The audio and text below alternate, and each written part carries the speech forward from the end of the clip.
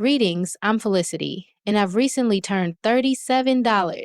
Let me share an intriguing chapter of my life, one that tested my resilience and decisiveness. Unlike the countless stories I've heard of others being deceived, this tale takes a different turn. Because I am not one to be outsmarted. What makes this story even more surprising is how it began. I once had a wonderful relationship with my mother-in-law, one filled with genuine warmth, mutual respect, and what felt like perfection. My husband, Frank, wasn't just my partner, he was my rock, my confidant, and my best friend. To me, our life together was flawless, the kind of love story people dream about. We had the occasional argument, as any family does, but there were no glaring red flags. Nothing to suggest that my seemingly perfect world would soon unravel in ways I could never have predicted. The events that followed left me reeling, questioning everything I thought I knew. It's not that I ignored the signs, there simply weren't any. Yet what happened next forced me to take control of a situation I never imagined I'd face. Let me take you back to the moment it all began. I had planned a special vacation for Frank and me, a chance to reconnect and make lasting memories. But being the kind-hearted person I am, I decided to extend the invitation to Tiana, my widowed sister-in-law, knowing how lonely she'd been. Little did I know that simple gesture of compassion would set the stage for betrayal and a shocking revelation, one that would ultimately lead me to seek revenge on both my husband and mother-in-law. I sponsored most of the trip, covering accommodation, meals, and activities. Frank and Tiana were only responsible for their additional expenses. The plan was to treat them to a once-in-a-lifetime vacation in Spain, exploring Barcelona's vibrant streets, savoring tapas, and enjoying the Mediterranean sunshine.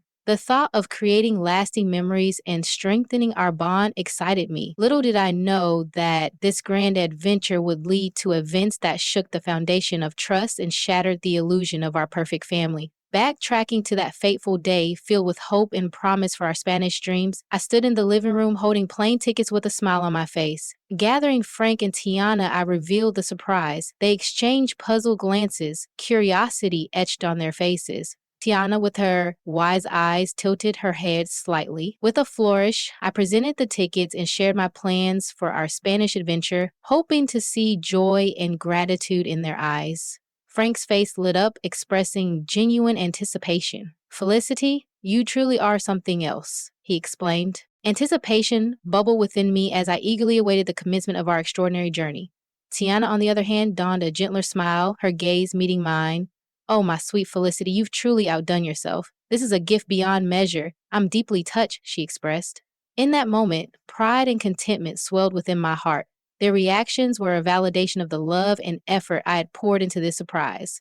I had envisioned this vacation as the adhesive that would strengthen our bonds, creating unforgettable memories and fortifying the already seemingly unbreakable ties. However, as you might suspect, this tale takes a treacherous turn. Beneath the facade of our seemingly idyllic relationship, a complex web of deceit and betrayal lay in wait, ready to ensnare us all. When the truth unraveled, it would challenge the limits of forgiveness and test the very essence of family bonds. As planned, we boarded the plane, embarking on our 2-week adventure. The anticipation was palpable as we immersed ourselves in the vibrant streets and rich tapestry of Spanish culture. The first week unfolded seamlessly with the flavors of paella, exploration of historic landmarks, and dancing to the infectious rhythms of flamenco. Laughter and joy filled the air, and I reveled in the belief that our bond was unbreakable. However, little did I know that a storm was brewing on the horizon, waiting to unleash its fury upon my unsuspecting heart. On a fateful Monday morning, as the sun bathed the city in golden hues, I woke up to find an empty hotel room. Confusion and a growing sense of unease gripped my heart. Frantically, I reached for the phone, dialing both my husband's and Tiana's numbers, hoping for an explanation. But to my dismay, their phones remained silent, their voices absent. Fear began to claw at the edges of my mind as I searched the empty room for any sign of their presence. No notes, no bags, no traces of disturbances or struggle, just an unsettling silence that hung heavy in the air. It seemed I was left alone in a foreign land, and the minutes felt like an eternity. As despair threatened to consume me, a glimmer of hope pierced through the darkness. My phone buzzed, signaling an incoming call. It was Tiana. Relief washed over me, mingled with confusion and a deep sense of hurt. How could she leave without a word? With trepidation, I answered the call, my voice filled with a mix of concern and disbelief. Tiana, where are you? What happened? I questioned. Tiana's voice, tinged with a strange mix of resignation and frustration, reached my ears. However, it wasn't the same sweet voice I had always known. It sounded colder. Felicity, I felt the need to return your call since my phone was incessantly ringing. Oh, I'm sorry for disturbing you. I was just wondering where you two went. Your bags aren't here. And I was concerned that something bad had happened. With an indifference that shook me to the core, she uttered the next words, "We left you. But why? What happened?" I couldn't bear to spend another week in your company, so I had to leave. Did I do something wrong? Yes. I mean, how could you be so dense? Excuse me? You sprung up this trip on me, practically forcing me to go with you. I couldn't remain disingenuous any longer. Let me spell it out clearly for you, Felicity. I don't enjoy your company. Sure, we could spend a couple of hours together at a family event, but 2 weeks? I tried to be civil and grace you with my presence for as long as I could. Turns out, I could only master 1 week with you before I lost my mind.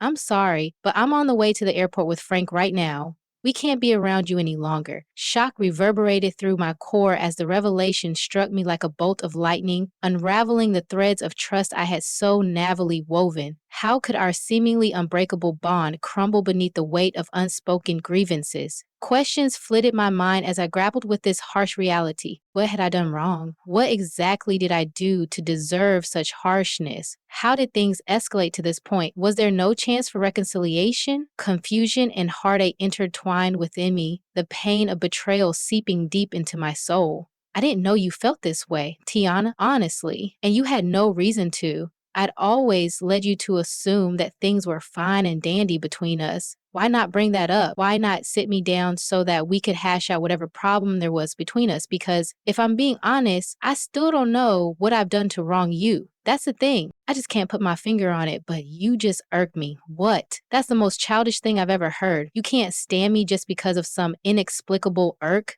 Grow up, Tiana. I thought I offended you or something, but I didn't do anything wrong, right? Not necessarily, but it doesn't matter. What matters is how I feel about you, and I feel that you're annoying, and I just can't stand being around you. If that's the case, then why did you say yes to coming with us on this trip? Because it was a free trip to Spain. No one is going to turn down that opportunity. But as the days went by, I grew more and more tired of your antics. What antics, Tiana? What did I do that was so bad that you decided to leave me all alone in a foreign country? She failed to answer, and I grew more impatient with this impromptu disdain coming out of nowhere. I was shocked, hurt, confused, and angry, but most of all, I was just sad. I had to inquire about my beloved husband and what he had to say in all of this. Let me speak to Frank, casually and easily.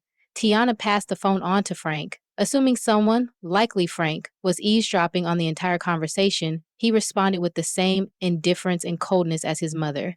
Hello? Really, Frank? You decided to leave me too? I didn't leave you because I don't like you. I left because my mom needed me to take her home. So you knew about all of this? How long have you known about your mother's apparent hatred towards me? For some time now. I was hoping this trip would bring her closer to you, but I was wrong. Okay, but what I'm failing to understand is why none of you approached me about this. We're all adults, meaning if there's an issue, we solve it. It's not like we haven't had arguments in the past. We sat down and solved those arguments. What's different about this time? Frank failed to answer, mirroring his mother's earlier silence. The only thing I can safely conclude about this entire stupid debacle is that your mother hates me for a silly reason, which she knows isn't valid. Maybe she's jealous of me or something. Maybe I have something she can't have, and she knows she can't speak up about it without sounding foolish, so she's beating around the bush. Am I correct in assuming that? Their resounding silence affirmed my assumption. Well, I can say that I'm honestly shocked. I didn't know that you two felt this way about me. I hope you have a safe flight back home. I cut the call, pacing around the hotel room, still trying to understand the issue. As I contemplated whether I deserved this treatment, I realized that 47 years on this planet had taught me that sometimes people hate for no apparent reason, driven by jealousy or bitterness. It's not uncommon, but the last people I expected this behavior from were my own family. After sobbing for some time, I had an epiphany, taking me back to the moment when I decided to take control of my destiny and seek vengeance against those who wronged me without cause. It was a pivotal moment that would forever change the course of my life. Wiping away my tears, a newfound determination welled up within me. I refused to waste any more precious emotions on their actions. It was time to show them they couldn't trample over my heart and get away with it. With trembling fingers, I dialed my childhood friend Arlo's number, knowing I could trust him with my darkest secrets. After pouring out my heart and explaining the painful betrayal, I cautiously asked if he could assist me in my quest for justice. Arlo, always a loyal and mischievous friend, listened intently, his voice filled with a mix of concern and excitement, reassuring me that he had my back. Felicity, my dear friend, you're a force to be reckoned with, and you know you can count on me for anything and everything. So what are you planning on doing? Well, Arlo, you know how your construction company always has excess sawdust? Yes, it can be quite a hassle to get rid of sometimes. I believe I found the perfect use for it. His curiosity piqued. I unraveled my plan like a carefully crafted script, detailing how we would execute the ultimate act of retaliation. Bags of sawdust would be delivered to Tiana's house, infiltrating every corner and crevice, leaving an indelible mark of chaos and betrayal. Arlo couldn't help but smile at the brilliance of my idea, a subtle yet impactful reminder to Tiana of the stress she had unleashed upon my life. Armed with Arlo's expertise and my newfound determination, we set our plan into motion. The question arose, how would we get inside the house before they returned? You need to get the spare key hidden under the potted plant on the patio.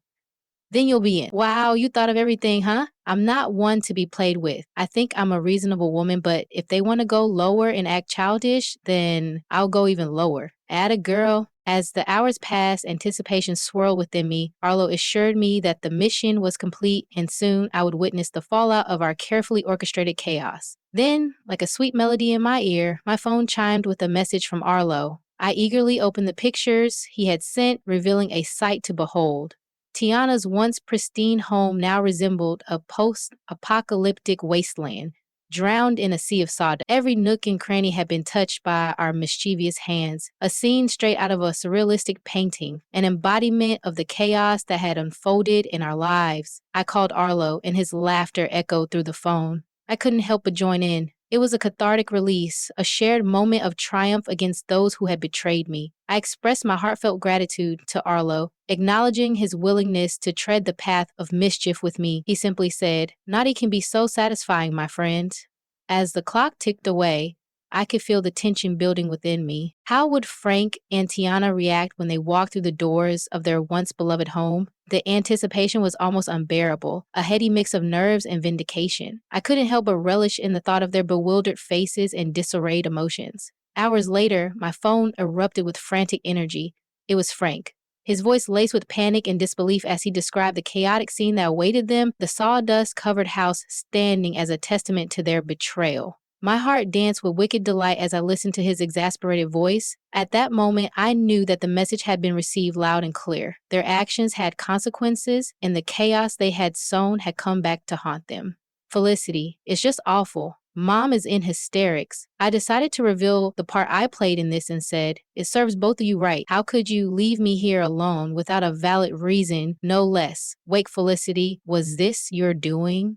The wailing and panic in the background stopped, and instead I approached Frank's phone. I heard my mother-in-law say, "Give me that," before shouting in my ear, "How could you do this to us?" To me, I have no idea what you're talking about. Have you considered that this is just your karma?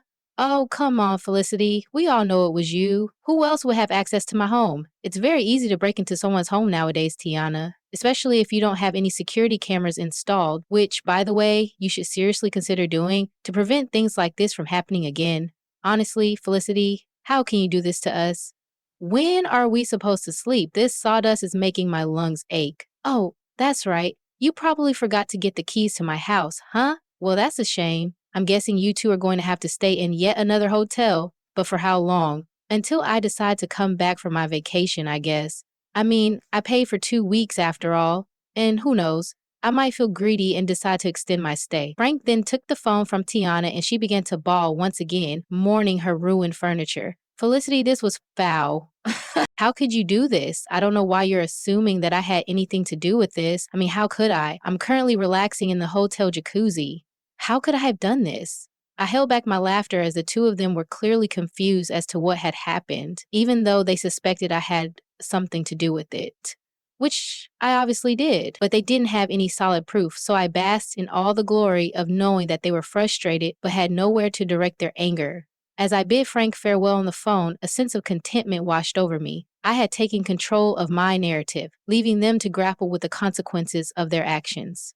I know what I did was quite foul and even quite dangerous considering how old Tiana is. I mean, spending even a night in that house could lead to serious health consequences, but I knew they wouldn't dare dream of staying in that house, not in its current state. It was far too sabotaged to be remotely habitable. The damage left no choice but for them to extend their hotel stay, burning through more money than they had planned. And as for me, I wasn't about to let my time or my money go to waste. I stayed that extra week in Spain, fully immersing myself in the vibrant culture, the food, and the sights, just as I had intended. Meanwhile, my husband and my mother-in-law were undoubtedly scrambling to fix the mess they had walked into, desperately trying to find a cleaning company willing to take on such a colossal task. How long would it take to get that house professionally cleaned?